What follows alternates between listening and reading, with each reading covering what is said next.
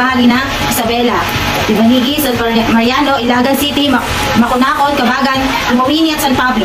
Silangang bahagi ng Cagayan, Peñablanca, Bagao, Gataran, Laulo, Gonzaga, Santa Teresita at Ubi. At ang hilagang bahagi ng Aurora, Disalaga, Kasiguran. Nakataas ang signal number 1 sa mga lugar ng Batanes. Ang natitirang bahagi ng Cagayan, kabilang ang Babuyan Island, gitnang bahagi ng Aurora, Pinalungan, Libaculao, Quirino at natitirang bahagi ng Isabela. Apayao, silangang bahagi ng Nueva Vizcaya, Casibukis, Quezon, Liadi, Bagabag, Solano at Villaverde. Silangang bahagi ng Ifugao, Lamut, Lagawe, Hingiyon, Banawe, Mayomao, Aguinaldo at Alfonso Lista. Silangang bahagi ng Mountain Province, Berlignan, Natonin at Paracelis at Kalinga.